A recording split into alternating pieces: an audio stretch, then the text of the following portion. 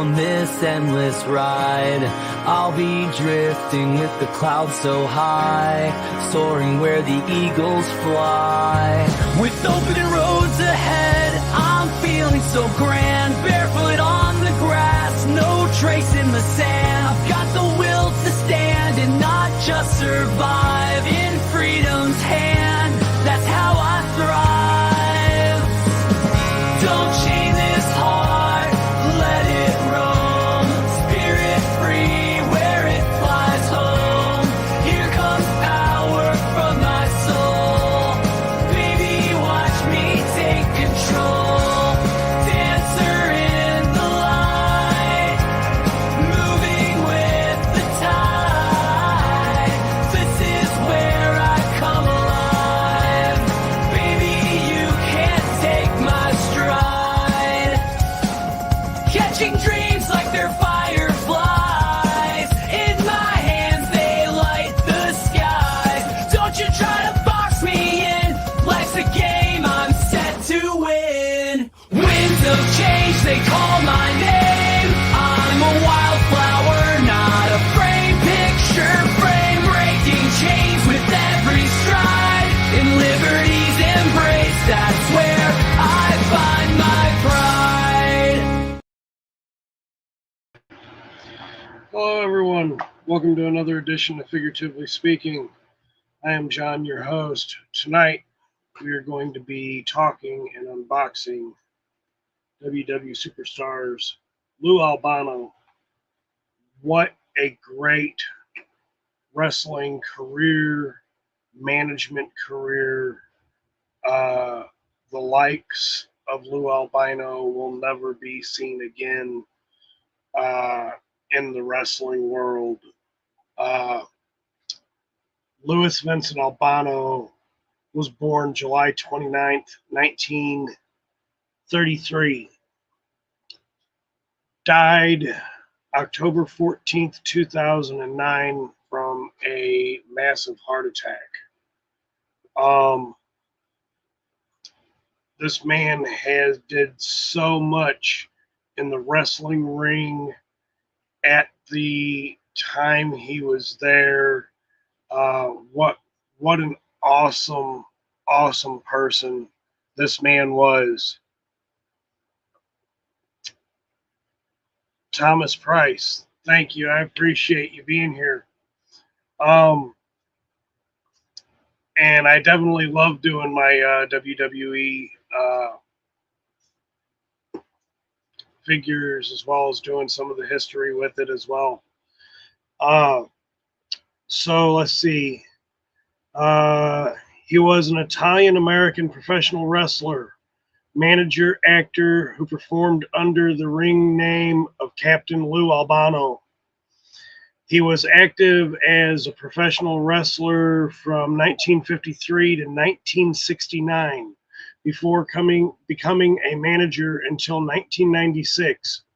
Over the course of his 42-year-long career.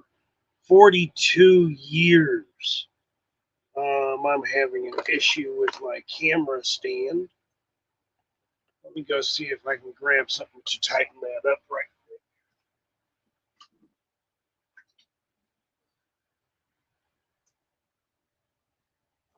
quick. There are a lot of people who can say that they have done a lot in wrestling, and there are a lot of people who say that they've done a lot in wrestling,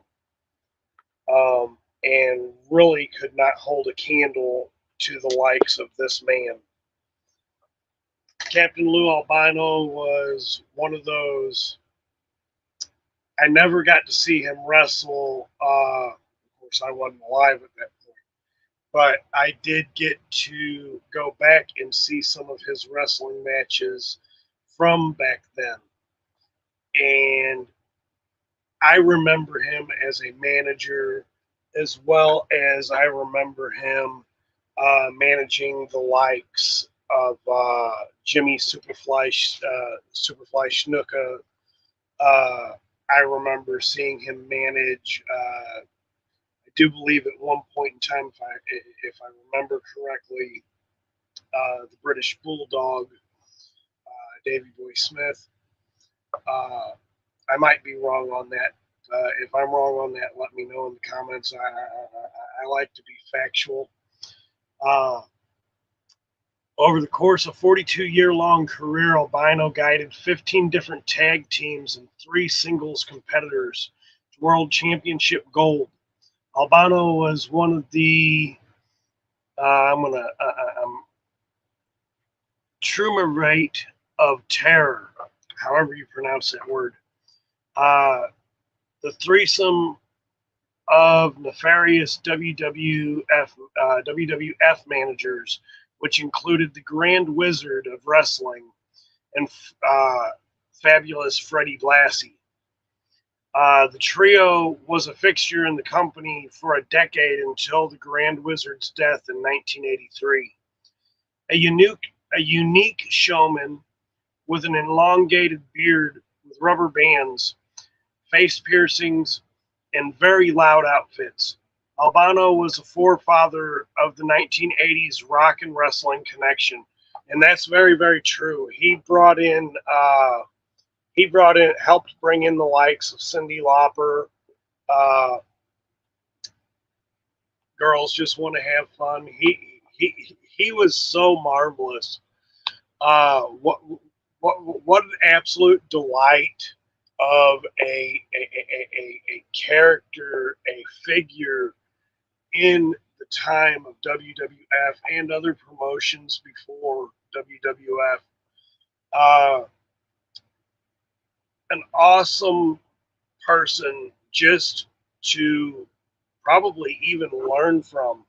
I know the things that I've seen on TV from back in the day, wrestling. My family and I, we living here in St. Louis, we had the Chase Park Plaza, which hosted wrestling at the Chase here in St. Louis. So here in St. Louis, wrestling at the Chase was one of those favorite weekend things that my family and I would do. I gotta fix this damn camera. That's gonna drive me insane. Make me nuts. I'm sorry, y'all. I think I might have fixed that. Tighten up some nuts and bolts. Anyway, plus I'm doing this on my phone. So let's see, where was I? So wrestling at the Chase was one of those things that we really loved to do as a family. Going to the Chase Park Plaza here in St. Louis. It was always one of those fun times for that, and I was real big into wrestling when I was a kid, and I'm still real big into wrestling. At one point in time, I thought, hey, what would it take for me to be a wrestler? And then I was just like, I never really gave a whole lot of thought to it. I thought it would be kind of cool, but at the same time, I didn't like. I never tried out for anything like that. So at the end of the day, if you can't get into the mix, at least get into the characters and maybe the toys, T-shirts, things like that. But I really do love what this man has produced. Let me see. Let's go here.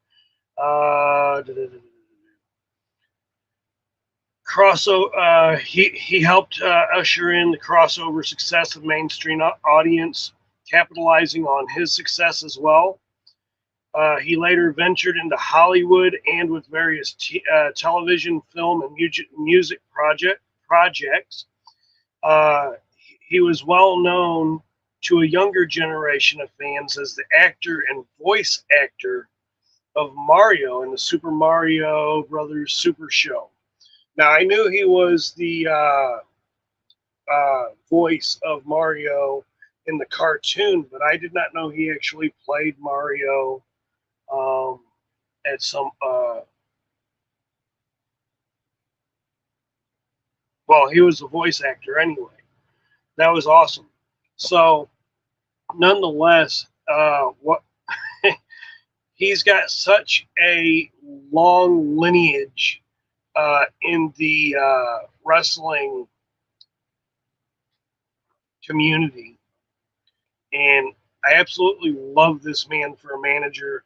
I'm glad that we got a superstars manager of Lou Albano. Um, I actually wish that we get some others in this particular community here as well.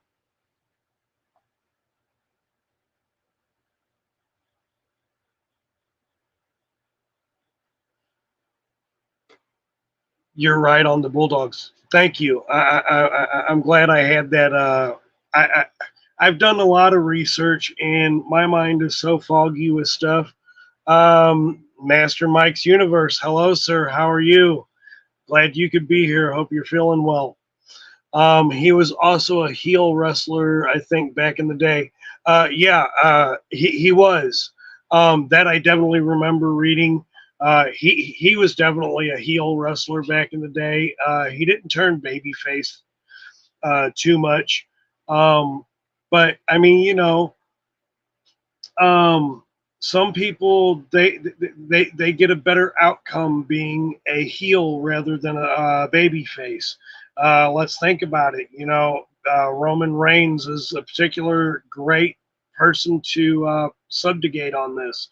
Roman Reigns, when he came into the WWE, he did not do well as a baby face.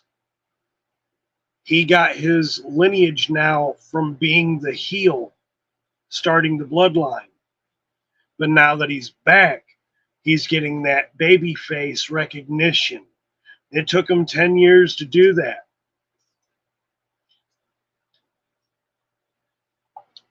Let's see. We need a Bobby Heenan and a Mr.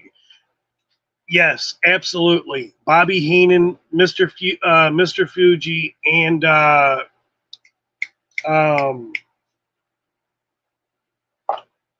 Jimmy Hart. Gotta have Jimmy Hart. um, but yeah, that would actually complete the line too. Being able to have Jimmy Hart, Mr. Fuji, and Bobby Heenan. Bobby Heenan would be absolutely spot on. Let me turn Do Not Disturb on so I quit seeing all these extra things flash across my screen. It's distracting.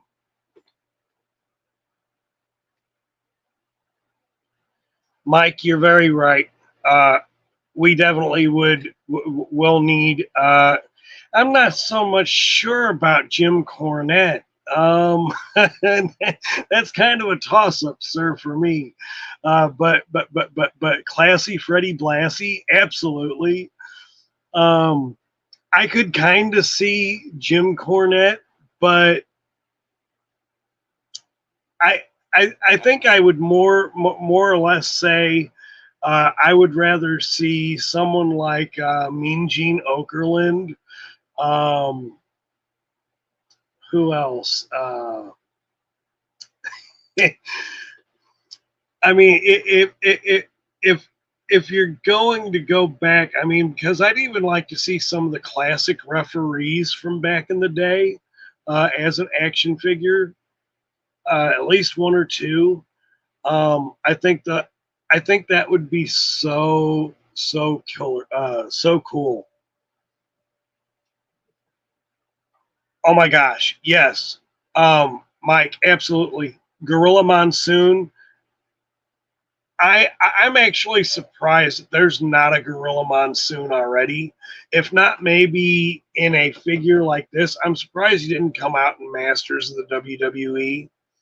I mean, and in considering, Masters of WWE, that line really didn't end.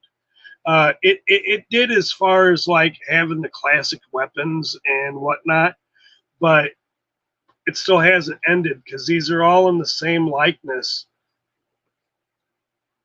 I I absolutely love the different bucks that they're doing. I did Earthquake and I did Typhoon the week before last,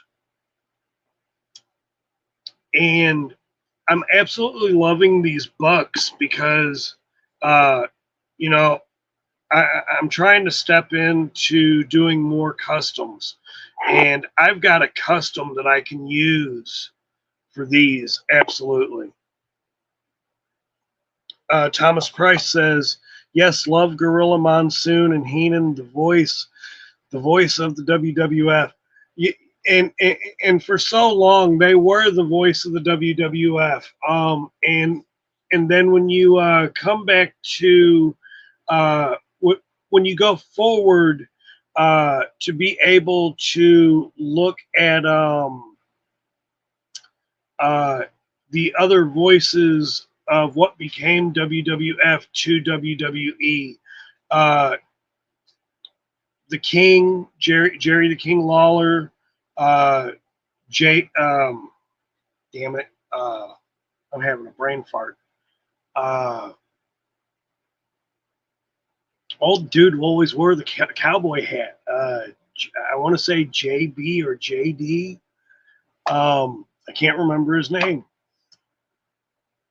Let's see. Also, Paul Leering and Paul Bearer. Yes, absolutely. Paul Bearer was a fixture. Jim Ross. Thank you, Thomas Price. Yes, yes, yes. Uh, Paul Bearer is one of those other few. I'm not so much uh, knowing too much of Paul Ehrling, uh, but Paul Bearer, yes. Uh,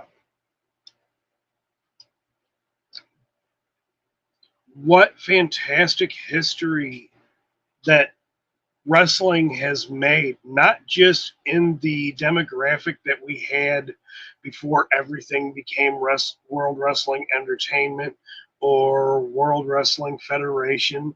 When we had the territories, uh, it was hard to get uh, it was hard to get your favorites from each territory to go up against each other because each territory had their own belt. Each territory had their own uh, pretty much everything. So, in the likeness of saying that Vince McMahon didn't do something good for the world of wrestling, I'm not going to say he didn't. He brought all the territories together. That was awesome. So now we have all of the people that are in wrestling from yesteryear and today all in one group. However, I will say that I do wish their Hall of Fame was a real thing. The WWE Hall of Fame, it's cool for what it is, but it's not a real Hall of Fame.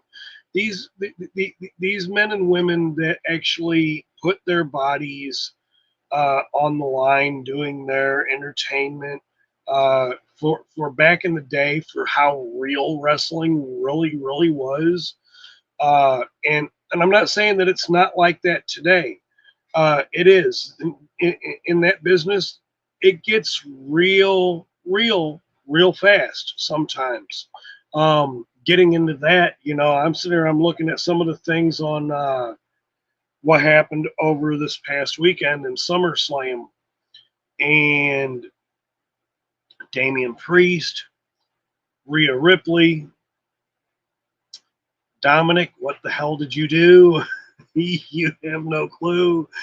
Um, the I've got to leave it at that for a minute because I'm going to get well off base because I really want to get into opening Lou Albano and talking about this man.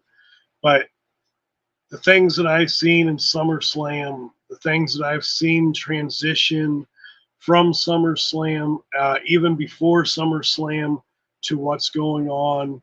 Uh, wow, we're in for a ride come for these next few months. And winter is coming, so I'll be watching more and more of wrestling because it'll be cold outside, and I'm not going to want to be out in the cold. Master Mike, did you see Jesse the Body is back in WWE? Yes, I heard that. I've actually been trying to keep up with that. I'm going to have to do some more history with that. Backstage with Triple H, shaking hands. Triple H said, "Welcome home." Yeah, I do remember that. Paul Ellering managed the Road War. Okay, thank you for that clarification. Now I remember Road Warriors. Absolutely. Yeah, I did hear some of that, and I've been trying to keep up with that. I had still thought that it was still somewhat hearsay. I did not see the video of him being backstage with Triple H. So I'll have to go back and do some more do some more research with that and see what's going to go on with that because again, got some things I'm wanting to do, and man, the world of wrestling right now is it's revolving, but it seems like it's getting flipped upside down now that Vince is gone, uh, and has no control of what's going on in WWE. Thank you for that. Probably couldn't have been at a better time. Because we've got so many stars now that can get that push that they should have had a long time ago, and or should just be able to go out there and get their push and see what they can do for themselves. Absolutely, and I'm all for that. I have no ill will towards Vince. He did what he did, and he's going to pay for what he did. He's already paying for it by not having any controlling anything in the company. However, there's rumor that he is fixing to buy AEW. And I hope that is not true because that will finish AEW. And I believe that there really is a lot of talent in AEW. However, if Vince is actually getting ready to be able to buy AEW, that's not a good sign. At least not to me. The Wyatt Six is also amazing. I did see their first match. Um,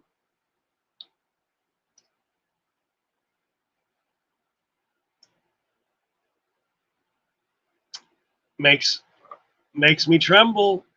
And should make a lot of people in the back tremble too.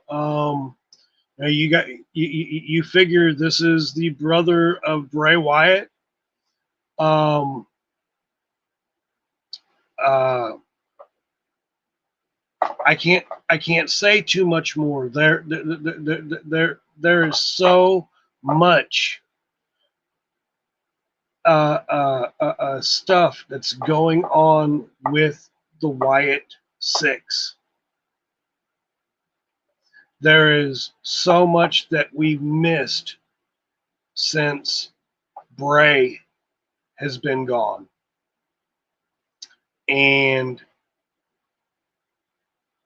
the leading up to the Wyatt Six coming back, Uncle Howdy. I was hoping for it. It finally made fruition.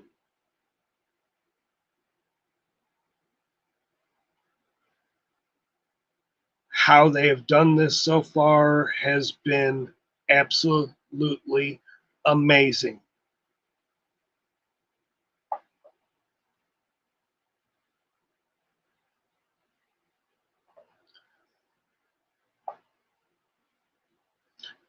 Master Mike says Bray left us a great gift of storytelling for the long term. I wholeheartedly agree. I didn't.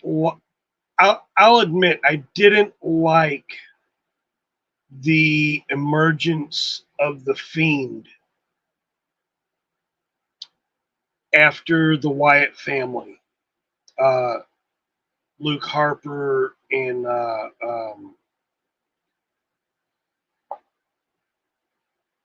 I didn't really care for that. And then I started getting to really take a look into it. And how Bray actually really did what he did to bring himself into the version of the Fiend. And now I definitely get it. Bray Wyatt was an amazing person to begin with, and his ideas for his character took shape a way that I didn't understand at first. And then when I finally really got into understanding what Bray was trying to do, it was kind of like seeing Mr. Rogers, Pee Wee Herman, you know, and, and then you see the focus of how the Fiend comes into play. And then I understood it, and then that's what gave the opening to the Wyatt Six, because you already had the figures uh, there to manifest physical being after Bray Wyatt's untimely demise. The Wyatt Family Six, that's already amazing. I can't wait to see the whole build and what Bo Dallas is getting ready to do with the Wyatt Family Six. So I want to go ahead and start opening up Captain Lou Albano. He is a Series 7. Hello, Jamie. How are you? Thank you for being here. Often imitated, but never duplicated. I am Captain Lou, and I'm talking to you. I'm a legend in my own time. Series 7, Captain Lou Albano, Vader, Roddy Piper, and Hogan. I have all of these figures already. So this is great. I still have, I don't remember if I did or not. I'll have to go back and look. But I think I had, I know I have the Muhammad Ali figure. And I was shocked when I found, all of these at my local Walmart.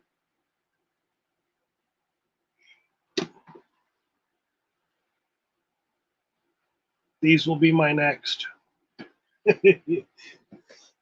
Can't wait for that. I think I already opened up my Muhammad Ali, but I'll have to take a look over here where I have all my other figures that I haven't opened yet.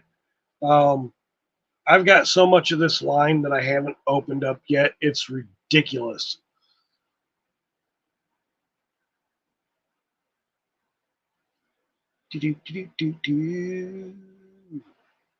Let's see.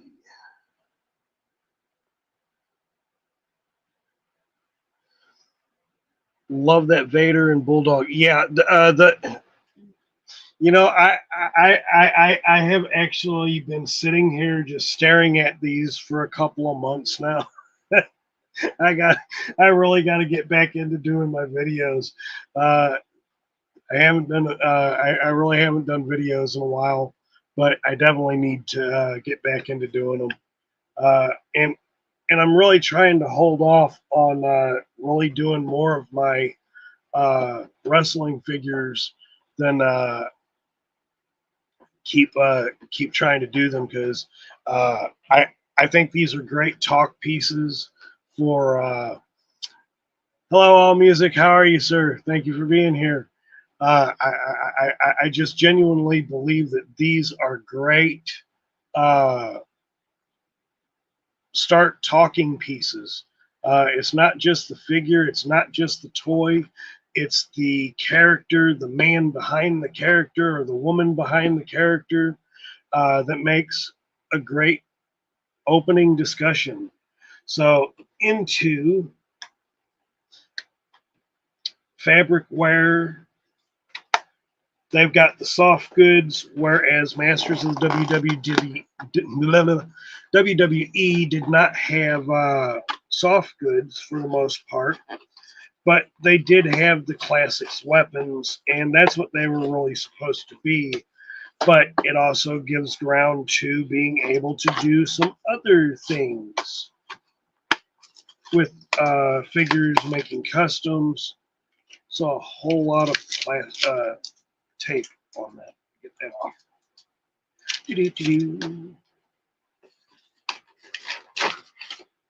And here we go, Captain Lou Albano. I'll have to put that one right there.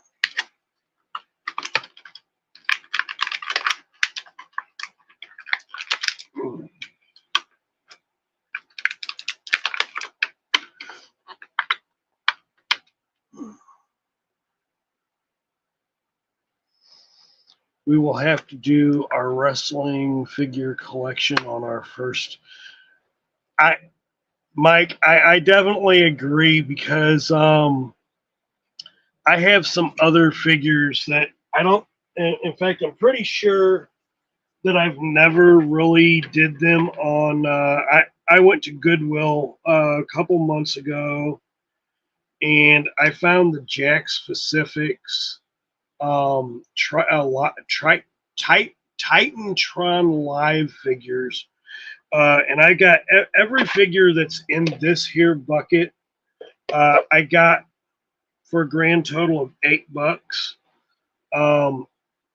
and not $8 each. They were in a group, so they were all in a big old Ziploc bag. So I could not pass these up when I seen them. I got two versions of X-Pac. I got The Undertaker, Stone Cold Steve Austin,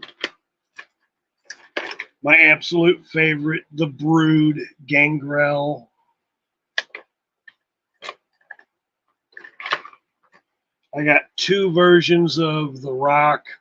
That head sculpt is just so damn ugly, I had to have it. Let's see. Shane McMahon, back in the DX days.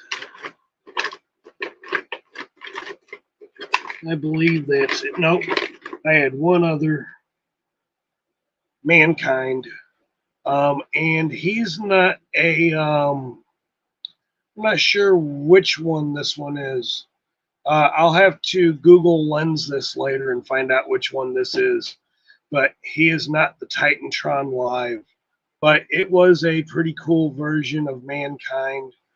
And I'm happy to have it. Definitely happy to have all of these in the collection. I was thinking at one point to put those on my eBay store and let them go.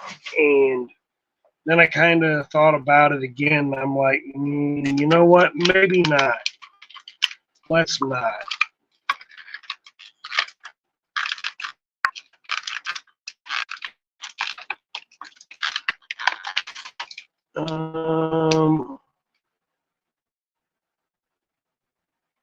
Is Jake Bone crushing action?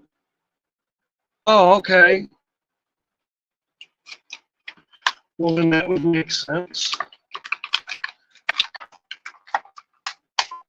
I had a bone crunching line made of rubber. You bend the arm or leg, it popped out. Now you got me curious.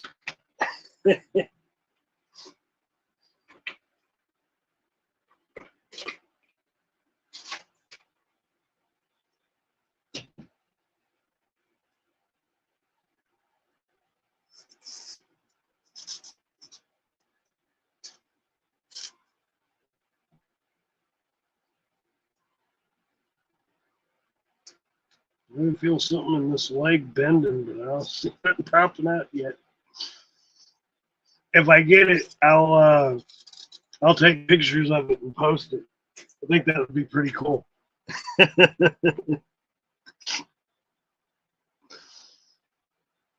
So let's go ahead and pop out Lou Albano, the Captain Lou. I was at one of my in Walmart. We have eclairs at my local Walmart anyway. So how I was going to start my video tonight, but I'm not doing Macho Man Randy Savage, so I figured this wouldn't be appropriate. But I love that hat. Always doing something silly. It should make a pop sound. Okay, I will definitely look more into that. Let's take a look at this figure. Captain Lou Albano. Pull him back. What an amazing figure. I will now, yep, there we go. I'm loving this face sculpt. That head sculpt is absolutely amazing. I love the soft goods here. The soft goods come with the soft good top and the soft good pants. Loving these tennis shoes that he's got. And that's definitely spot on. He's got this version of the cross necklace that even Hulk Hogan has one of these on his wrestling figure. I definitely love that.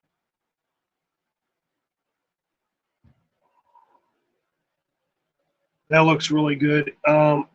It's definitely a lot more, a lot different.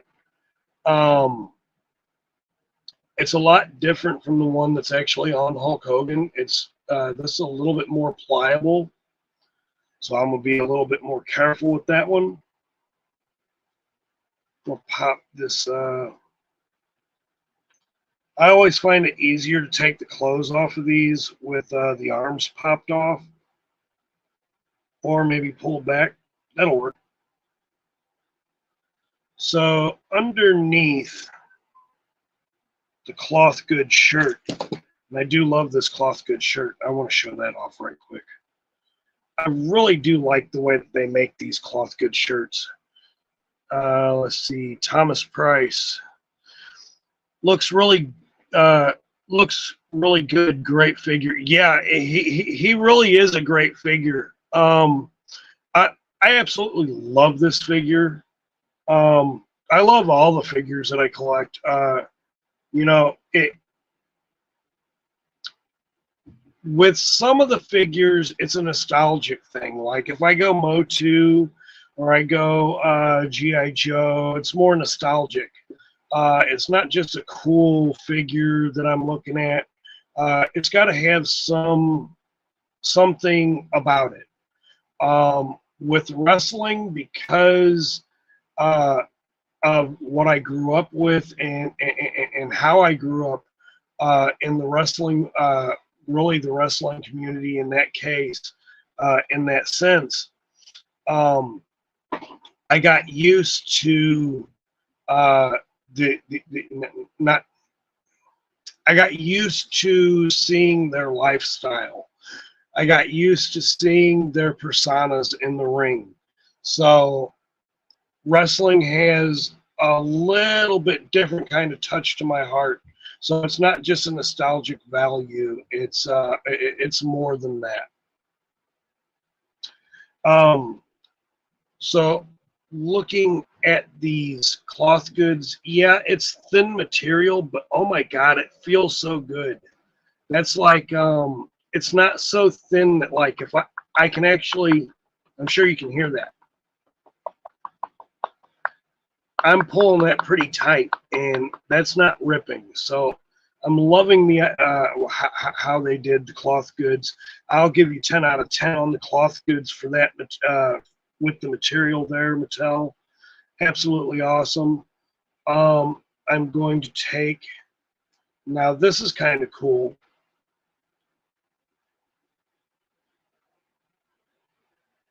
I don't know if he has a boot cut. I can't tell. Let's see.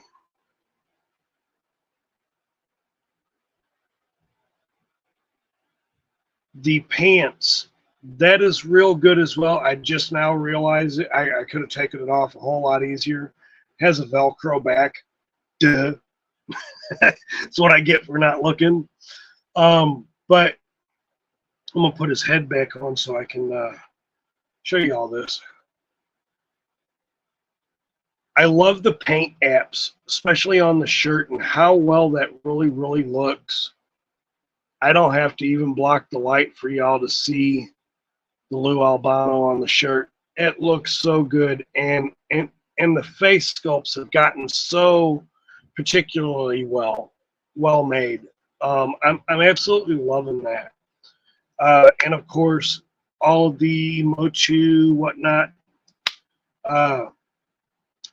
I guess if you're doing a side, you can see the ridge that it leaves, but I don't too much care about that so much. He's got a really cool boot cut for these boots that he's wearing. The black on the white with the kind of, it's not necessarily a silver trim. It's more of a kind of a grayish khaki type color on there. And I love the skin tone that they've used here, and very nicely done. But I am going to bring a closer look to the head sculpt, because the head sculpt,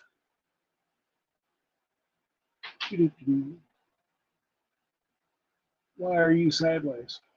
Come over here. There we go. I'm so used to doing my things on the camera, not on my phone, or at least having it mirrored. So I'm not mirroring my image this time for whatever reason. My right hand, I should have mirrored my image. But anyway, this looks really good. I love the colors in the beard for the rubber bands. Very cool lineup of the beard, as he always did have. I love the hair sculpt that we've got going on here. There's a really nice deep black on there. On the beard, the beard is more of a darkish brown than black. But this jet black hair color that he's got here, that is absolutely awesome. And it definitely makes for the figure to be exactly what it is. I cannot say enough good things of the WW Superstars line that we have gotten thus far. I can't say that all of my dreams have come true to see certain figures. What I would like to see as a WW Superstars figure, I do wish that they would do more female characters. I know we got a few in Masters of the WWE, but that's definitely not enough. We've got enough female wrestlers out there that I do believe would absolutely sell, as long as the figures are justified, done justly, like they do the male figures. And I absolutely believe that. I'll stand on that 100%. I think the way that WWE is going at this point, now that I've gotten through to see Lou Albano in the plastic flesh, to say at this point, I'm so glad that Vince does not have creative control anymore. I'm not saying that he didn't do good things, but he held people back. He actually sabotaged a lot of wrestlers' careers. And I'm not going to say that the wrestlers themselves didn't sabotage themselves, because some of that is very true. Some of these wrestlers have sabotaged themselves. But there were a lot of wrestlers that stated that until Vince was gone, they would not return. Point in case, CM Punk, he didn't want nothing else to do with WWE until Vince was gone. And he came back. 10-year hiatus, and I'm not going to say we didn't miss him. CM Punk was one of those wrestlers that we wanted to see come back to the WWE. We missed out on seeing Sting in the WWE. That short stint that we had, that just wasn't enough. At least not to me anyway. I loved Sting. Sting was absolutely amazing for the type of wrestler that he was. There's been some good things, some bad things that have happened with the WWE, and I think that's with pretty much everything and all things. I never opened this package of what's back here inside of Captain Lou's packaging. So I want to go and show off these because he comes with 2 other sets of hands, pointing fingers. Put them in the right hands here, right? You. I always love the pointing fingers. And of course, we got the open hands. Those are the ones that I like. I love that.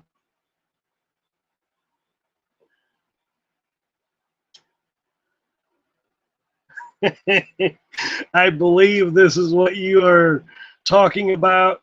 The broken record he hit Piper with. Yes, absolutely. The broken record that he hit Rowdy Piper with. And that was funny. Like, I'm still trying to figure out how I'm going through some of the YouTube rules as far as being able to use content from like WWE, WWF, whatever. I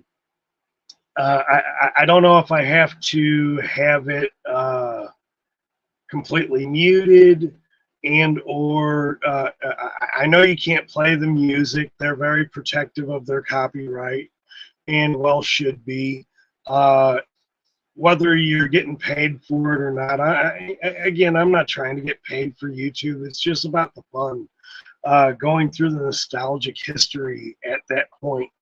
But I absolutely loved just the history that I've seen already in wrestling. In the continuity, there's been some good points. There's been some bad points. There's ups and downs with everything, right? So going into seeing wrestling as I see it today, we haven't gotten as far as going to, like, this is why I can't watch football anymore.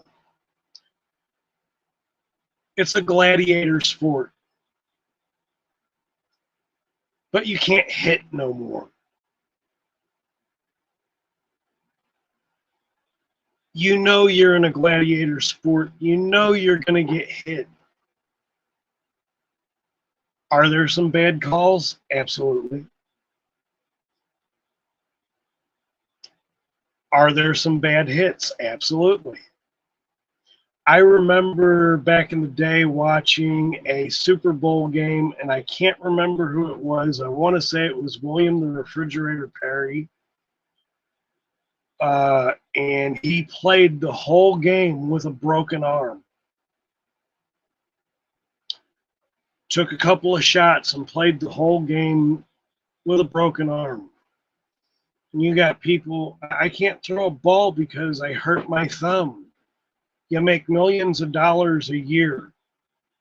You better learn how to throw a damn ball with a broken thumb. The fuck?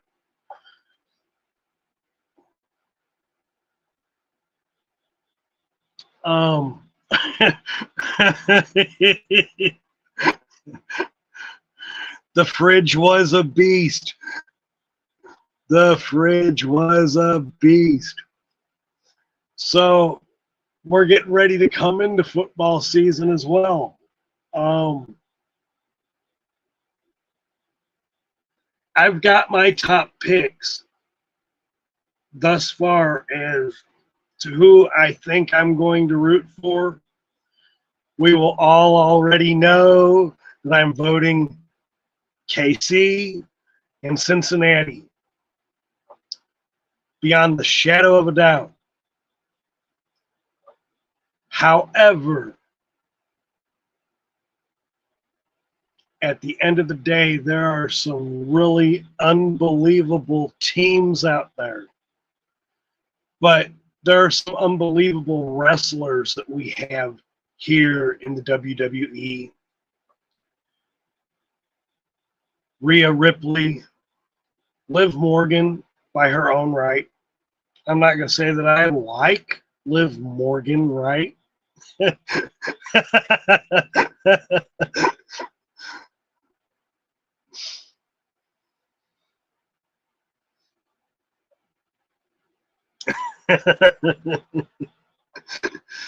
Okay, let's see. At the end of the day, you know, we all have our teams, you know.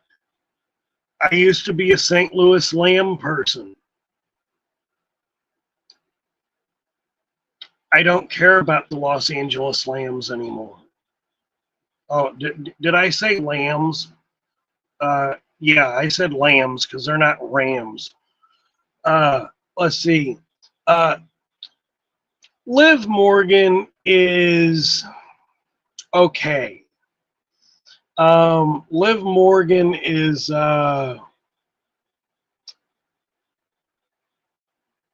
she's kind of eye candy, I think, really, for the WWE, more so than the women's Tampa Bay Buccaneers were good when they had Tony Dungy.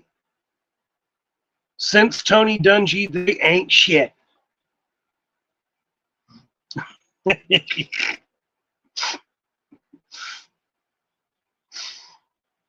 AFC teams are all stacked. Going to be a fun season. I totally agree, Thomas Price. Absolutely. Did Andy Reid retire? I don't know, but I can find out.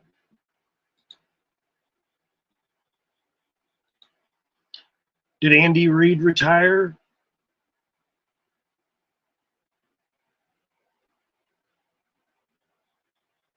Nope, he's still focused on the task rather than retirement. That man is 66 years old. and still going strong. Woohoo!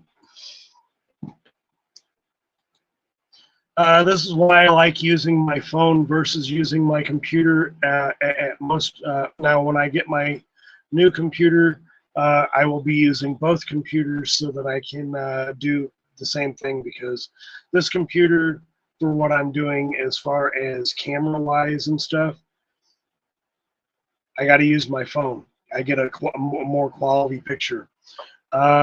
Bruce Arians took Tampa Bay to the Super Bowl with bitch boy Brady. that is true. That is true.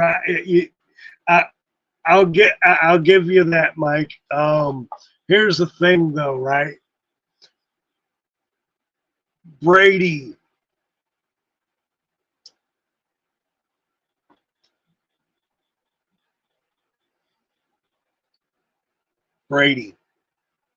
He I'm not going to give credit where credit is not where credit.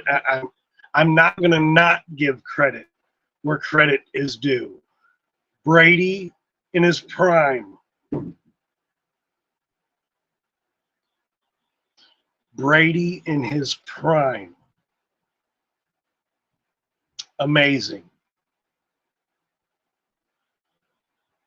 Even the Brady we had then, amazing. But end of the day,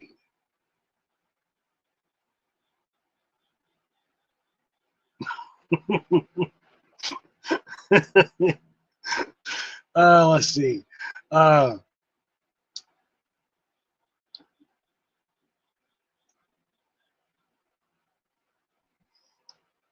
All Music Fan 88 says definitely a New England Patriots legacy with him. Absolutely, his legacy with the with the Patriots will never go away. That man did phenomenal things. That man cheated, but that man did phenomenal things, because it took him a long time to get caught. I was Master Mike's Universe. Mike Fee says, I was never a Brady fan. Joe Montana is better. Joe Montana was sick. As far as quarterbacks, Joe Montana was the shit. San Francisco 49ers, absolutely.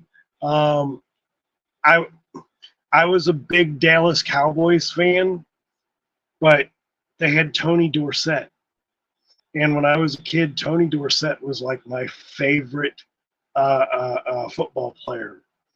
Hell, even back in the day when St. Louis had the St. Louis Cardinals, I remember the team that we had, and St. Louis Cardinals team that we had absolutely freaking sucked balls. I couldn't stand Neil Lomax. And that's the only person that I remember, because Neil Lomax sucked as a quarterback so bad that actually stuck in my head. I don't remember none of the other players. Montana had great weapons too. He did. I will totally agree. Jerry Rice, John Taylor, Roger Craig, and Tom Ratham. you could, man, that's a dream team. Thomas Price says Joe never lost a Super Bowl. Jerry Rice, the greatest wide receiver in NFL history. You know what? I will agree with Jerry Rice as a receiver, best in the NFL history. What man, phenomenal player. And Joe never did lose a Super Bowl, not once, not a single time. I am off. I'm having fun, but I am off task. So did anybody see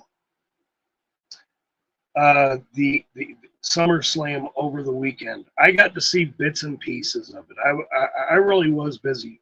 I've been real busy looking for work and playing with my kids before they have to go back to school. Hell, they start school next week on Monday. So I have been doing a whole lot of that, and I've been playing a whole lot of video games here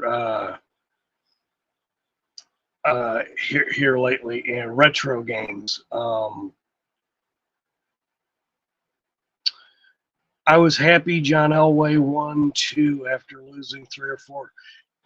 Yeah, Jeff. I could definitely say I was happy to see Elway win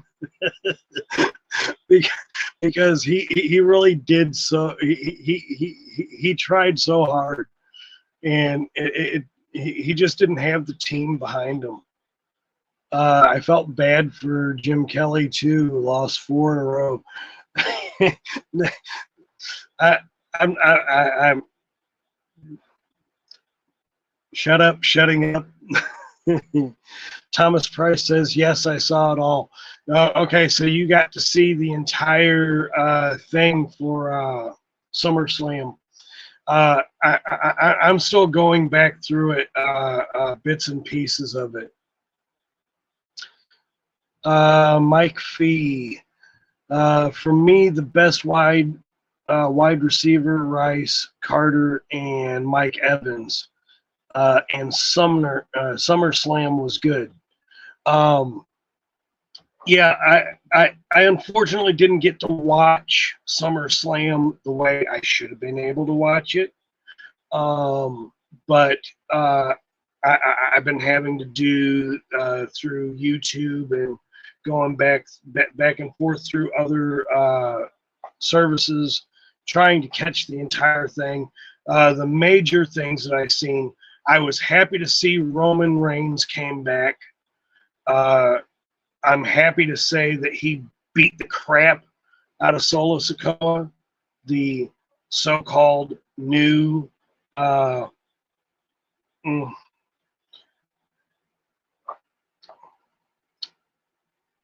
the new bloodline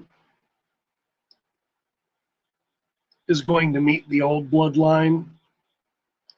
And I have an agreement with a certain someone else that says that somewhere down the road, The Rock is going to come up in between both of those, and we're going to have a 3-line bloodline match.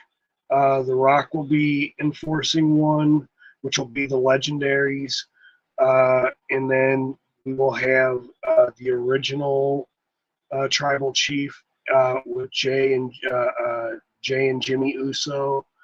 And then I do believe that with this newest faction of the Bloodline, they got some heavy hitters. I won't deny that, but not into it. Thomas Price says, yes, it was a good show. The pop for Roman Reigns was insane.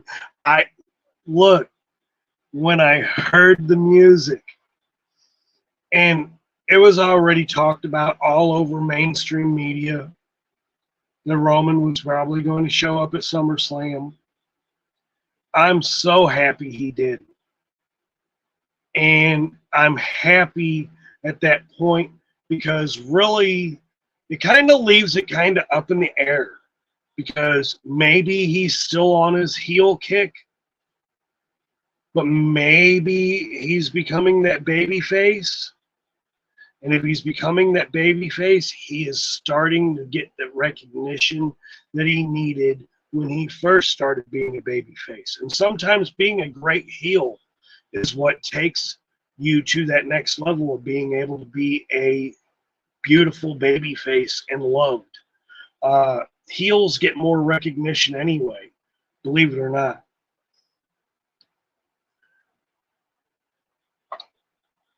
Braun Breaker is the man to watch. I agree. Bron Breakker is another beast incarnate. You know, he's he's a different breed. He kind of reminds me of um, he kind of reminds me of the old Ryback mixed with a little bit of Goldberg, mixed with a little bit of uh, damn it, the Rhino, the man that was the Rhino. Uh, he's got a lot going for him. Uh, I I would actually like to see Ryback come back to the WWE. I liked Ryback. I just don't think it's possible.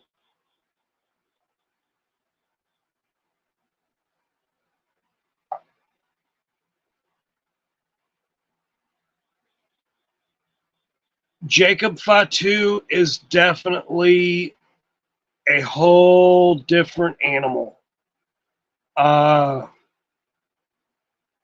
And Braun Breaker definitely does. I agree. I should have put that in there. He's definitely got that Steiner blood in him. Absolutely. Uh, uh, during the matches, they had went off and they had shown some of the older legendary wrestlers, and Rick Steiner was sitting in the back with his brother and Diamond Dallas Page, and in some of the higher up seats, and Steiner is still freaking huge.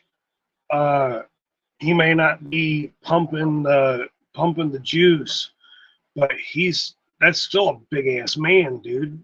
Uh, I wow.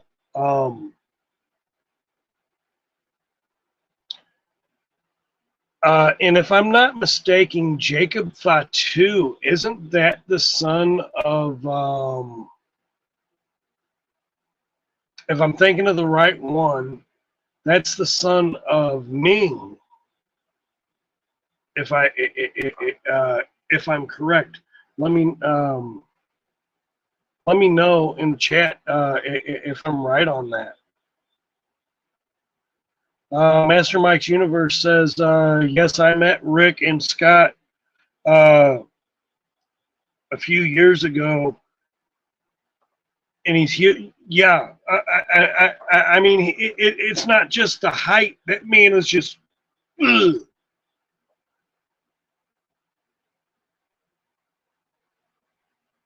Is the same Fatu. Jacob Fatu, his dad is the same Fatu from the old WWE. The one who did the tongue and death grip, right? If I'm thinking right.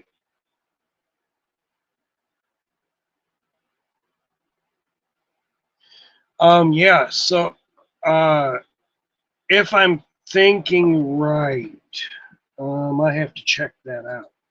Let's see. Who is Jacob Fatu's father? Jacob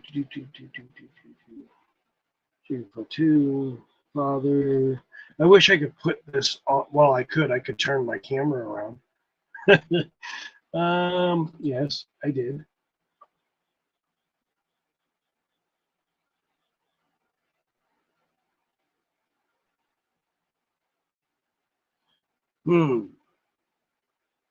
Sam Fatu.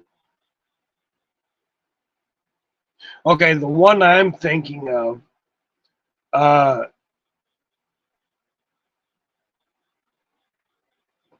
Rikishi is Fatu's father. Okay, that would make some sense. Oh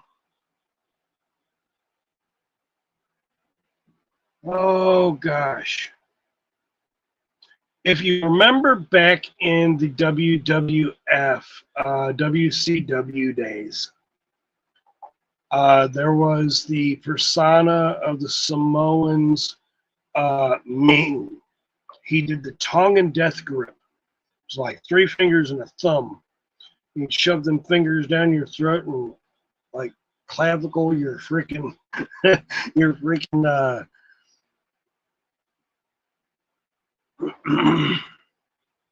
anyway, that's the man that I'm thinking of, because the last guy, he looks like Ming in the face. See, like I I'm not so disrespectful to say that they all look alike, because no, they don't. Let's see.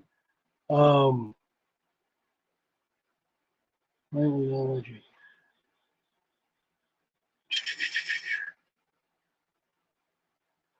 J52's father, Tonga's kid. So even to that point, here's another little thing that I've been going back into. Dominic Mysterio, right? So there's been some large, heated talk that Rey Mysterio is not Dominic's biological father. And I don't know how true that is. But I've been watching some interviews, and even the man himself says that it's possible that Dominic is not his. But there's so much resemblance to the late, great Eddie Guerrero that Dominic just might be his son. Of course, that would also be with Rey Mysterio's wife.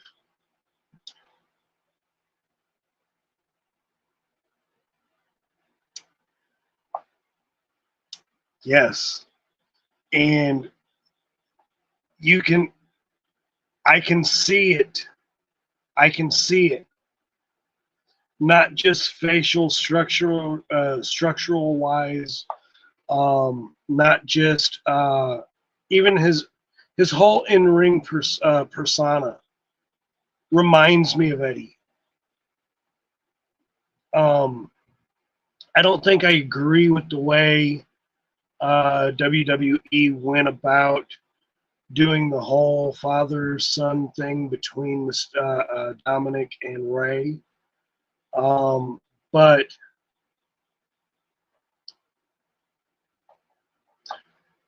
more on that in a little bit. I'm going to try to be respectful on that. Family members of Kevin Sullivan, sorry for your loss, but I have some of my own thoughts about Kevin Sullivan, and won't go into them right now. But rest in peace.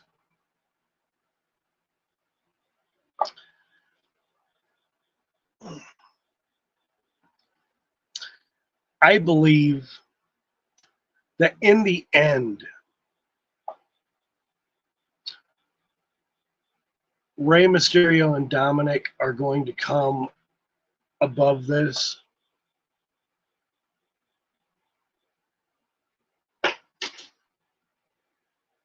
And I don't agree a lot of times with a lot of the storylines that we get in WWE. And granted, I get it. We're scripted, right? And there's always a notion as to who's going to win and who's going to lose, who's going to drop the belt, who's not. And of course, you have some of the old time assholes back in the day, like Hogan. Well, I'm not going to drop my belt because of this, or I'm not going to do this because of that. okay, it is what it is. We still have some of that today. I met Kevin, and he was an asshole, to be honest. I've never met him, but I had.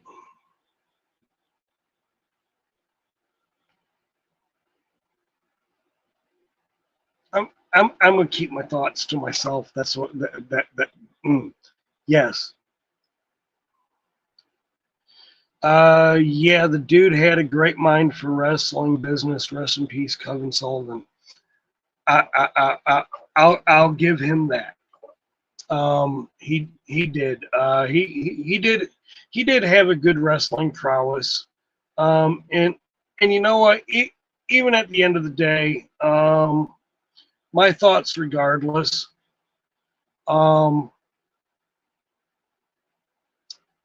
Call it conspiracy theory, call it whatever. I've done enough research, and still do research to this day, with the whole Chris Benoit thing, and I I don't believe Chris Benoit did this, and, and, and and until some real hard evidence, real hard proof that all the evidence has gone through, I won't believe it, and that's what I'm trying to do, specifically on my own, going through the evidence, going through all the videos, going through what we do know, and why is there so much that we don't know. Um, we all know who the hitters were in this, as far as I'm concerned. Um, I'm gonna leave it at that for now. But again, Kevin, rest in peace. Master Mike's Universe. Harley Race was mean also. I met Harley Race. Uh, I was young, but Harley Race, to me, he was kind of down to earth. He was kind of like John Wayne toilet paper, rough, tough, and don't take shit from no one.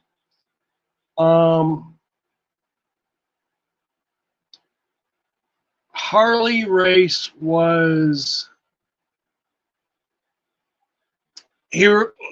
Harley Race was one of those type of people, to me, that he was kind of the same as uh damn it, what the hell's his name?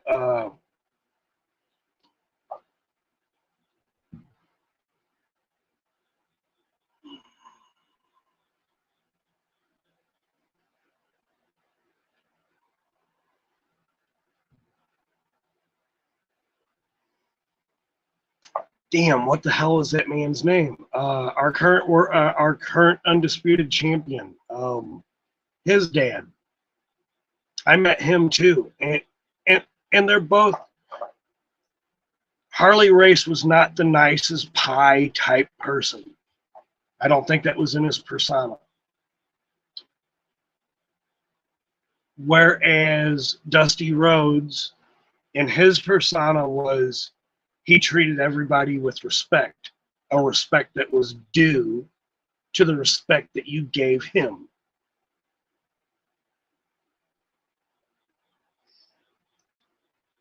But at the end of the day, some of the nicest people we think are the nicest people are the biggest assholes we ever met in our life, right? I won't mention no names. Thomas Price says Sid Vicious was a very angry guy to love his power bomb finish. Man, that power bomb finisher that Sid Vicious had, that he was also a wasted talent. Sid Vicious could have done so much more in the wrestling community than he did if he was allowed to go full steam. Hi, baby. What do you need? Come here. I was going to text you through your phone. Oh, you wanted to use my phone? What are you trying to do? Play Roblox? Okay. My phone just died. Because your phone just died. Can you? No. You broke up my broken record. Yes, I did. And my daughter just showed me that the broken record comes apart. I didn't even look at that. I just thought it was cracks, but it actually comes apart. That's pretty cool. Let's see. Ooh, picture thing. Yeah, that's a picture of Splinter. Ooh. This is Splinter. Yeah, Sid Vicious was a very much wasted talent. May I play with the broken record? What? May I play? No. I don't want the parts. I don't want the parts Let me lost. see. You can play with it right here, but you can't take it out of here. Look.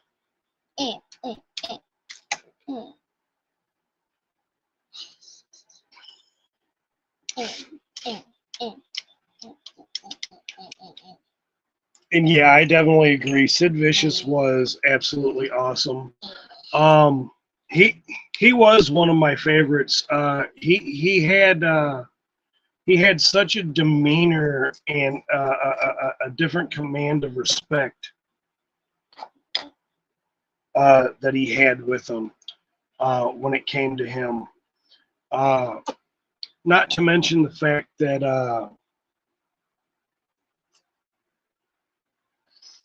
hello, Ray Black. How are you? Hello, Mr. Ray Black. That's Mrs. I mean, Mrs. Ray Black. Anyway,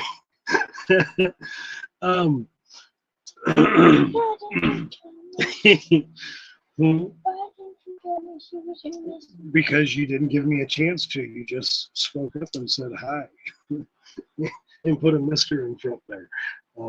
So I had to correct you. I'm sorry. But anyway. There's a tiny rubber band on his face. Yeah, he has a rubber band on his beard here, and then a rubber band on his face. Why?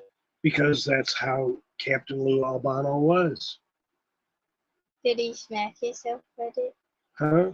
Did he stretch it and smack his face? No, he wouldn't do that. That would be kind of silly. That'd be something you'd do, maybe. No. She asked me if he ever stretched the rubber band out and smacked himself in the face with it.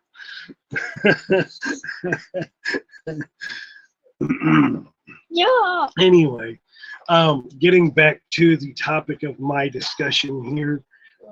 So we had some really good frontliners for SummerSlam, and I also think that the things that we didn't get at SummerSlam, I'm wondering to see what happens next, because I think we can't turn away from seeing Roman Reigns come back.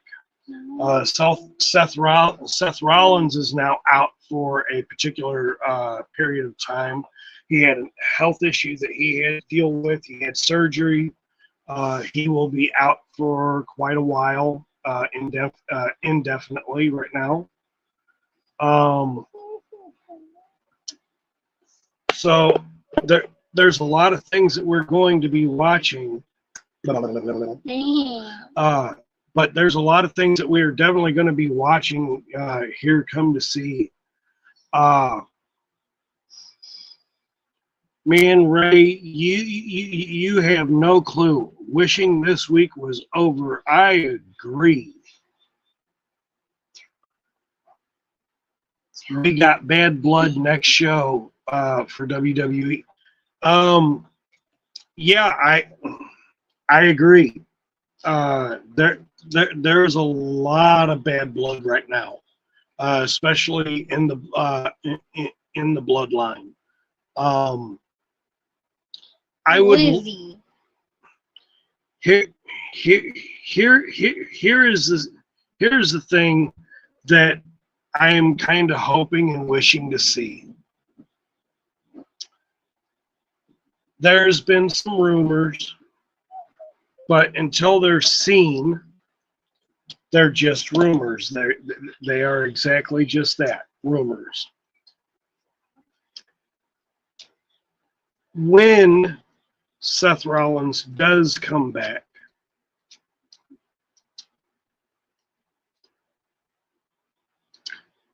what is the possibility of seeing Dean Ambrose come back? As part, Dean Ambrose also left WWE due to Vince McMahon.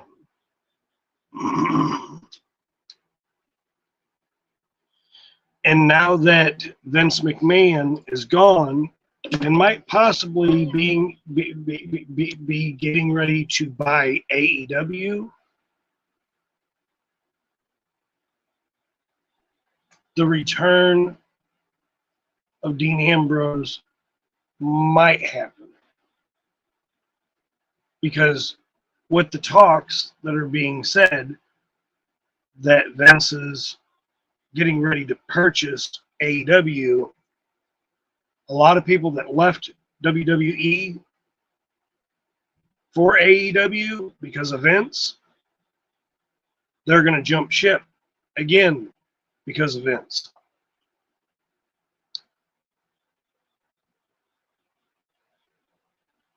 Bad Blood is the name of the next pay-per-view. Oh, duh. Thank you, Mike. Yeah, I'm.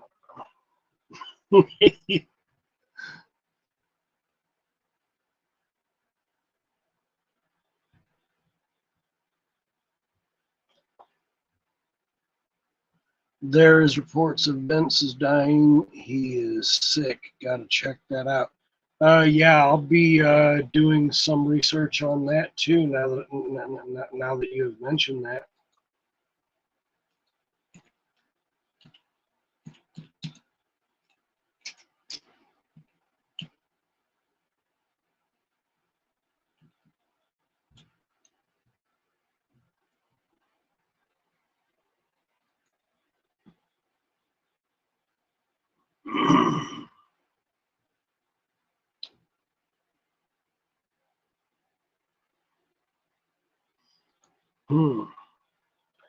So I am.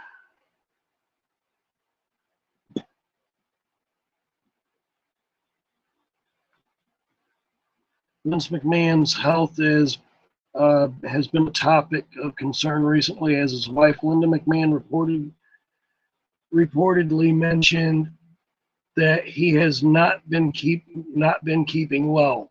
The former WWE Super CEO is currently embroiled in a lawsuit. Yeah, we all know that.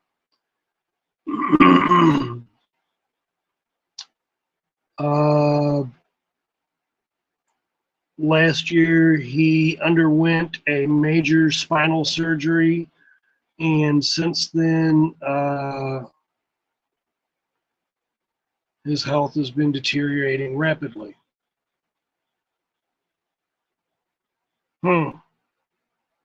I'll be doing some more research into that later on.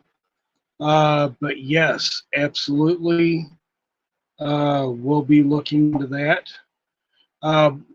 Again, we're all human, right?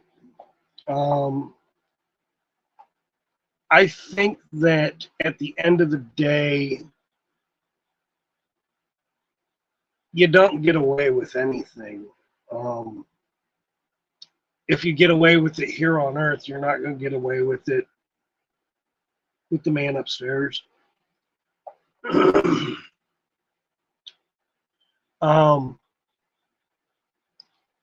I think we all do things that we reflect on as to say, I could have done something a whole lot differently.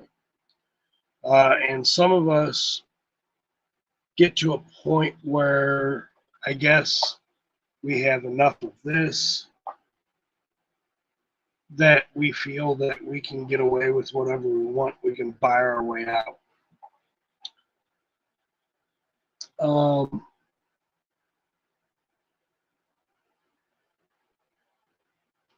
I don't believe in coincidence. I believe everything happens for a reason.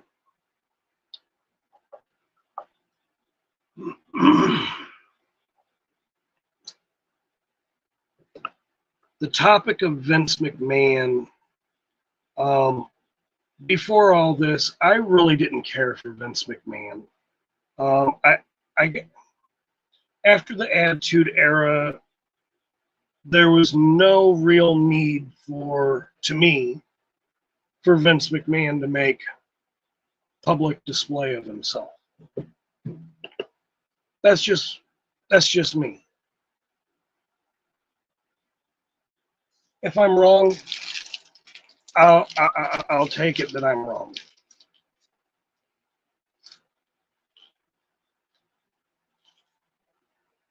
And I believe that if you own a business, a company, a billion-dollar company, you have more responsibilities rather than just to the company, but also your fan base.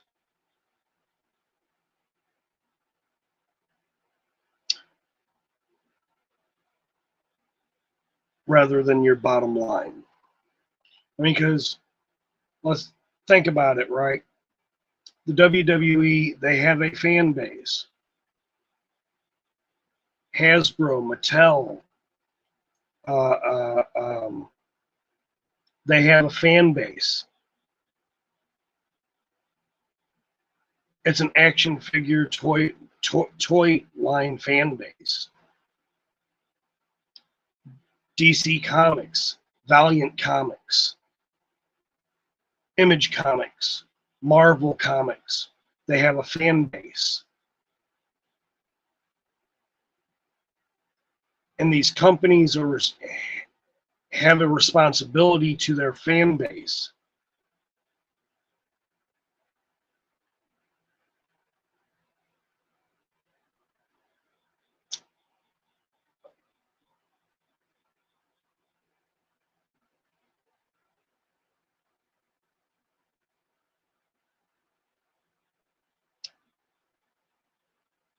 Agreed. Mike Fee says, all I can say is thank you, Vince, for what he gave us in wrestling as a promoter. I wholeheartedly agree. At the end of the day, Kevin Sullivan's the same way. Thank you for what you've given us in the wrestling community. Rest in peace. Chris Benoit, if you did what you did, which I don't think you did, thank you for what you've done in the wrestling community.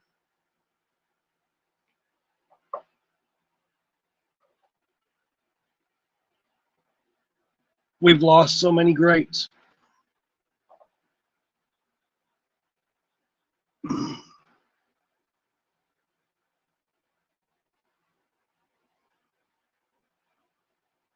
Oh, I absolutely. I'm not shy of too many comics. Lately, I am, but that's neither here nor there. That's the only thing different between us, Mike.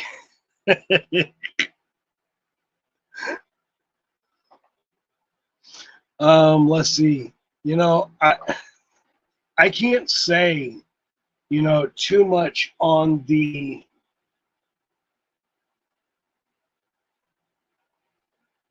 past things, wrestlers and whatever. I've got my faults too. We all have our own faults. But at the end of the day, we learn from our mistakes. And for those of you out there who think you don't or haven't made any mistakes, I urge you to go take a look in the mirror.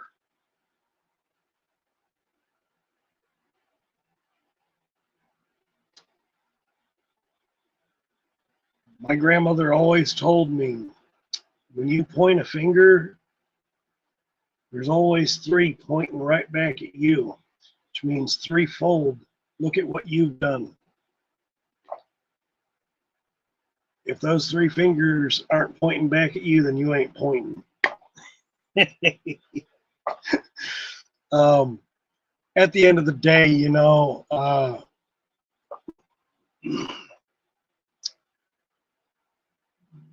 there's ups and downs and everything.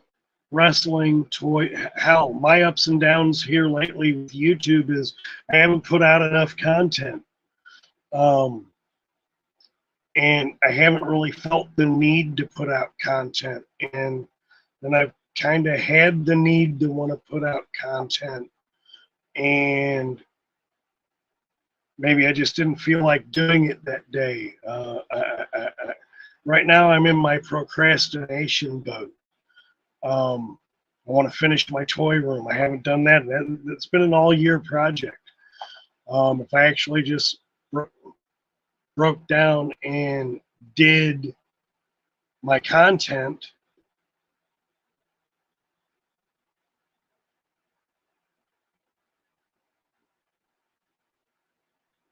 then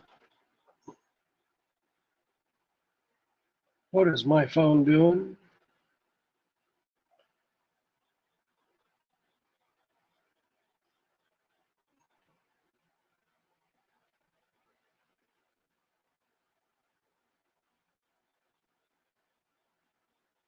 Doing some weird stuff here. Gotta look at my phone. I think I got a virus on my phone. I'm gonna have to take a look at that. See if there. My phone keeps trying to do weird shit. But anyway, again, I guess on my next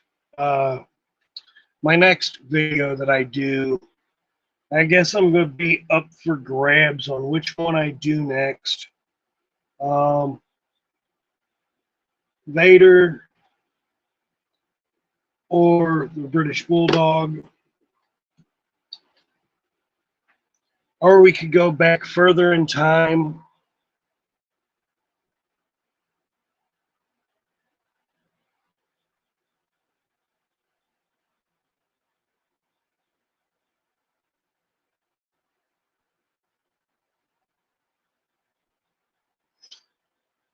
Always good to have a positive message in the show. That is going to be on my shows also. No drama, no negative shit. I hate drama. There's so much negativity in the world. We don't need it in a show that's supposed to be enjoyable, right? And I definitely don't want it like that. So I just have my thoughts and beliefs on things. It doesn't mean I have the right to push it off on anybody else. But at the end of the day, I'm not here to offend anybody, and I'm not here to be offended.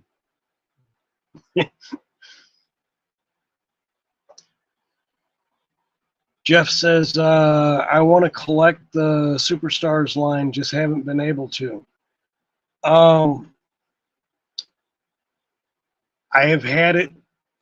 I've had it nice enough that my lady will get me some toys here and there. Still looking for work. In the midst of things, I had to stop my comic book collecting. I had to stop most of my toy collecting. My daughter was just down here showing off my end of the line Turtles Mutant Mayhem. I've got the action figures completely collected by Mondo Gecko. And I do love my turtles. but I love my wrestling a whole lot more. I love my masters a whole lot more. What was the, oh, I love my 12-inch figures a whole lot more. They're cheap. and I will say that even for as big as they are, they hold a lot more nostalgic value than some things. I've got Star Wars in that size. I've got Marvel, DC in those sizes.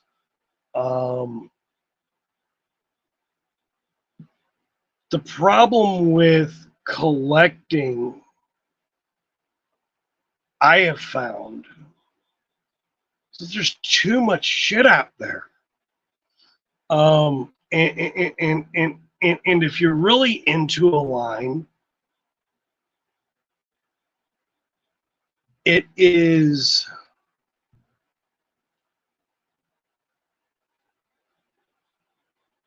if you're really into a line, it's going to eat at your pocket. I mean, if you're only collecting one line at a time, you have a better shot. But most of us, myself included, I'm into superstars. I'm into turtles.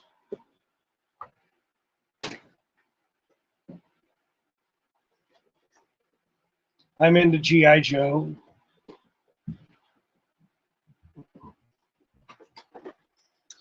I'm into DC. I'm into Marvel. The lines are too many. And when you start seeing things from like SDCC, and you see things from Marvel Creations, Mattel Creations. Don't Marvel don't make something called Marvel Creations just because I mentioned that. But Mattel Creations, Hasbro Plus, it's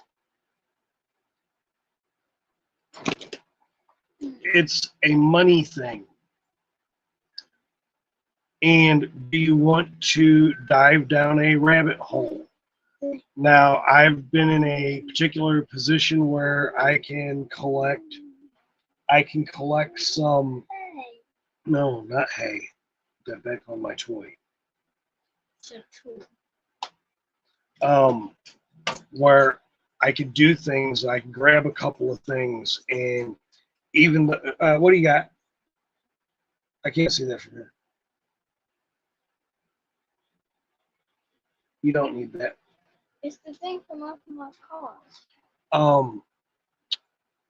There are so many things. Like I've gotten into some Mythic Legions. I've gotten to some Animal Warriors of the Kingdom. I've gotten to some here and there. I'm always going to collect comic books. I'm always going to collect things that are near and dear to me. Thank God that like there's not a whole lot to get now for Voltron. Like back when it first came out, there was all 5 figures of the Voltron Force team. There were the Lions. There was King Zarkon, Hagar the Witch, the Roe Beast, Prince Lotor, the Coffins, things like that. I used to have all that. Unfortunately, life happened, house fire happened. It took all that away. I've started back. I collected a little bit here and there before I really started getting back into collecting. 2019, pandemic, that's when my collecting kick really started. I had to have something to do. And My lady didn't realize she knew I collected some things um, back in the day when we weren't living together, but there wasn't as much as I have again now, and what I started delving into. Uh, it's certain types of toys that I feel the need to collect. Like there's a new toy line out from a movie called Rebel Moon. I didn't get them, but they were in the clearance aisle for $10 each. And my lady sat there and watched that movie already, and oh, I gotta have these. Look at the way. What do you like about them? In fact, I've been trying to get her for the last couple of weeks. Come on the show and tell everybody what you like about Rebel Moon and the action figures and stuff. Will I get there? Maybe. Maybe she will. Maybe she won't. And if she don't, well, then I'm just going to ask permission to put the Rebel Moon action figures on my channel, and then put them back in the box and give them back to her.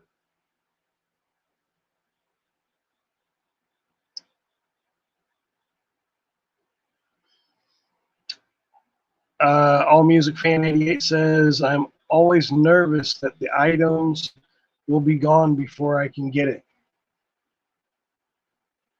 Yeah, I agree. I've fallen into that trap myself, Jeff. Again, DC Primal Age is what really brought me back into collecting. And it was because I was always a DC fan. Could you imagine if that was a Marvel Primal Age? I would have gone nuts. I went nuts on DC Primal Age. That's why I had the entire thing, everything that they put out. The dogs, the wolf, the dog, the Joker Beast, which is absolutely phenomenally insane. Absolutely love that thing. Each of the figures, the Bat Cave that looks like Castle Grayskull. I have it all back here. Most of it's still in box. I never took it out of the packages. At least the Super Heart Heroes part. Now the animals, I took them out, but what can I say? It's awesome to collect, and I always told women I collect toys. Hey, Mike, I am the same way. I definitely agree because, you know, if I am a giant kid at heart, and if that makes me a weirdo, hi, I'm here, I'm a weirdo. The thing I've got to say is really, you know, I collect comic books, I collect toys, I collect board games, I collect video games, things of that nature. But I enjoy them. Like over the last month, I've been playing nothing but video games and enjoying every game I play, whether I can beat it, have ever been able to beat it. Look, I play Super Mario Brothers until I fall asleep. The sad thing is, I've never beat that damn Nintendo game. I can't beat that shit to save my life. and I'm not afraid to admit it, but I enjoy playing it. Now, my kids will sit there and they'll laugh at me because they're better than me at Mario. And it's funny as hell because, like, I could play some of these games that we have nowadays, like on PS3. I stopped with the Switch. I never got a PS4. I never got a PS5. I've never gotten Xbox One. Xbox, to me, the OG Xbox was the shit. That's where I stopped. As far as Xbox goes, because anything other than that, I could play it on my computer. In fact, I've been playing a lot of things on my computer as of late, running emulation. Not that I don't play a lot of things on emulation anyway, because trying to get the actual physical media is rather expensive. Let's see. Mike says, or excuse me, Jeff says, I go through the same with sports games back in the day. Look, I've got a season of FIFA 98 going right now. Triple play baseball, John Madden, football, 2003. All of these games are in season right now. NHL, did I say NHL? Probably didn't. NHL 98, no, 2001 on PlayStation. All of these are PlayStation games, by the way. And I've been playing those constantly. Like, I'm doing seasons in all of them. So once I do a couple of games in each one, then I went back to Sega Genesis. I'm playing Earthworm Jim. Went back to the Super Nintendo. I started playing Super Mario All-Stars. Went back to the NES. Started playing Mike Tyson's Punch-Out. It's been fluid, one thing after the next. I've got in this beautiful box here,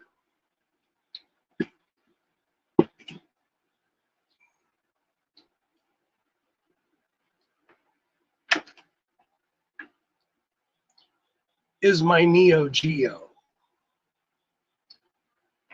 that I have hacked this little mini machine. I have every Neo Geo game ever created,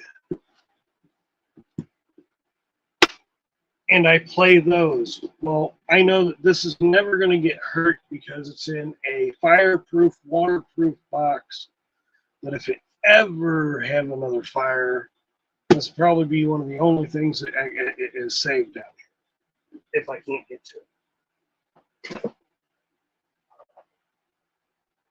But I have every single game system I could possibly, and I got more games than I could ever play in a lifetime.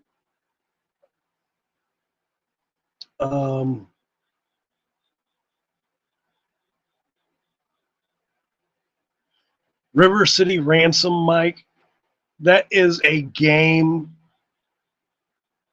that I cannot get enough of. I love that game. It's absolutely phenomenal. I play Xbox Series X, GTA 5, Resident Evil. Now, see, here's, I can go over here on my other shelf, and I could pull you games from the PS4 and the PS5.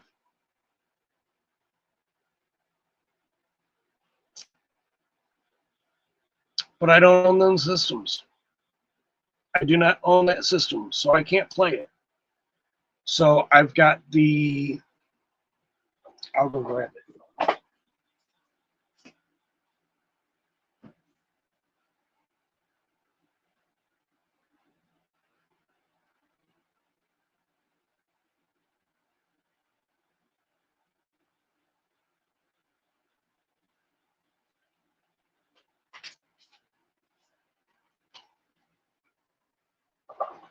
It's not sealed anymore, but I have it.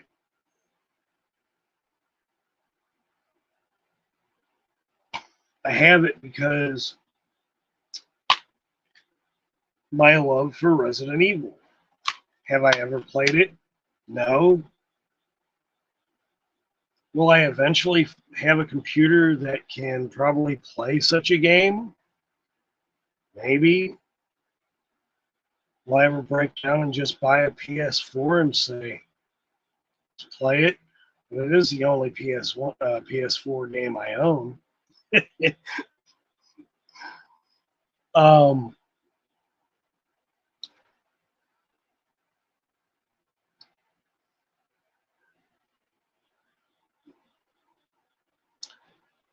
you need an NES. I'm going to say this.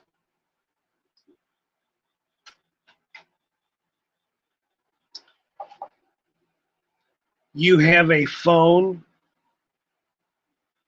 There's an emulator called Nestopia. Or if you have a computer, there's still Nestopia or other emulators that you can download to it. DM me and I'll DM me sometime, Mike, and I have everything NES, SNES, all on a file. I should be able to email you something like that. Hit me up sometime in a DM and we'll go from there.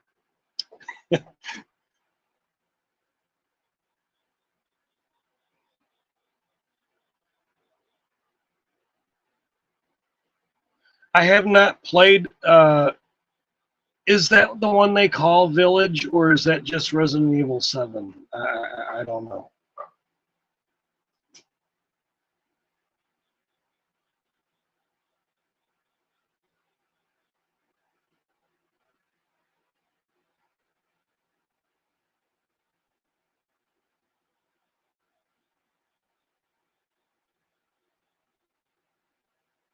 I was at one point in time thinking about getting the Oculus or the Oculus 2, because I do kind of like the whole VR thing. I remember when PlayStation originally came out with the VR mode, they had it set up in a mall, and I wanted to do the deep sea diving thing.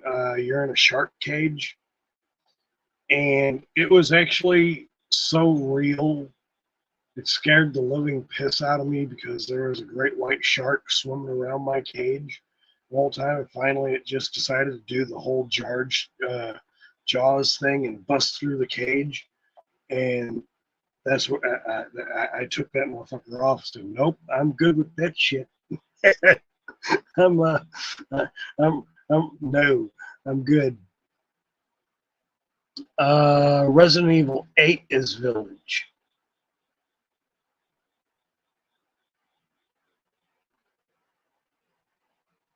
It has Chris on the cover with a half wolf face.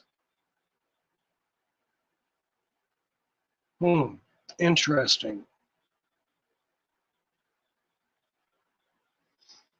Yeah, that VR stuff, it's no joke. Like, let's see, my daughter was standing next to me, and the lady of the house was standing next to me on either side. And when that shark busted through that cage, it was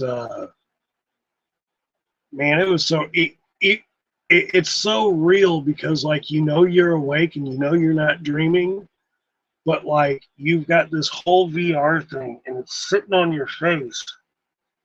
Like this much is what's not covered. All of this is covered. You're getting the whole sound of like the ocean around you and what's going on in the water, and you get the visual. And I mean, I guess pretty soon, somewhere down the line, they're gonna put like smell and shit in that, make you really make you start tripping, right?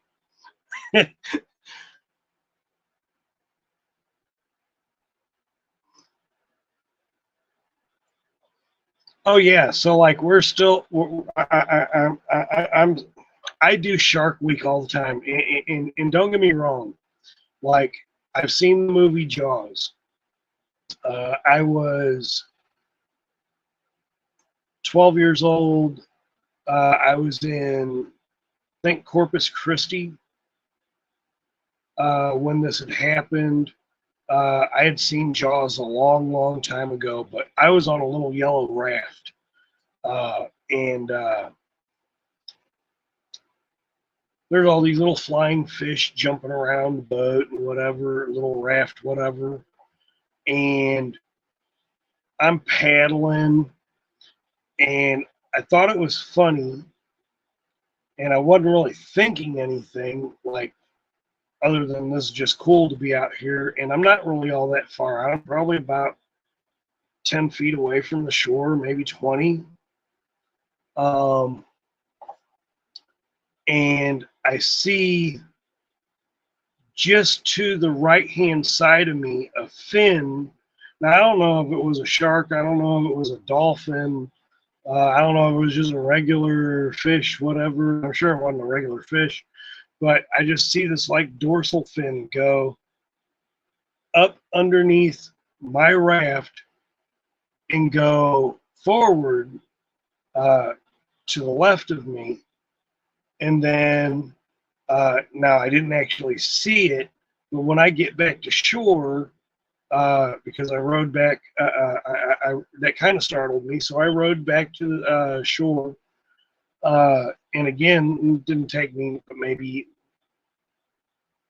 5 minutes to get back to the shore. Because, of course, the waves are kind of taking you out, the stream's taking you out instead of in. And I thought it was funny, but when I got to shore and I'm heading back to the parking lot with my family, you hear some screams on the beach, and somebody did yell shark. And apparently there was a shark attack about 10 minutes after I had left the beach area. So even to that point, I've always liked sharks, but like I don't want to go cage diving with them. Like I would never have the nuts enough to like pay somebody to take me shark cage diving, to throw chum out in the ocean and do some for real like great white shark cage diving shit like that. I'm good. I don't need to see one of them things up close and personal. Um, uh, I I got a good view of sharks when we were on our vacations last time, and granted, these were all nurse sharks, so they're the only way you get bit by one of these is if you're stupid. And that means you got to put your hand in front of their mouth or your foot in front of their mouth, because when they open their mouth, they do like this thing like catfish do. They suck their shit in and then snap down on it. And they don't have really big teeth, but they've got enough teeth that they're going to open you up a little bit, right? But that was as good as I needed to do. I don't need to go shark diving with tigers and makos and or great whites or anything like that. The lady of the house was trying to get me and the kids to go on this excursion on the Grand Turk Island, but we didn't make the Grand Turk Islands because my youngest had felt ill the night before. She was running 102 temperature, and by the time she got to actually feeling better and being able to get up, move around, that day, the excursion times to get off the boat were over. So we missed out on Grand Turk, but my kids got to see some really cool photos. Grandma and Grandpa got some really, really nice photos. I haven't received those yet, so I won't be able to post any of my Grand Turk photos on my video when I do the video about our vacation. But that was really cool. We got a whole lot real close with the sharks, swam in the cage with them in a controlled environment. Not that they would do anything to you anyway, other than swim with you. But those were actually really cool.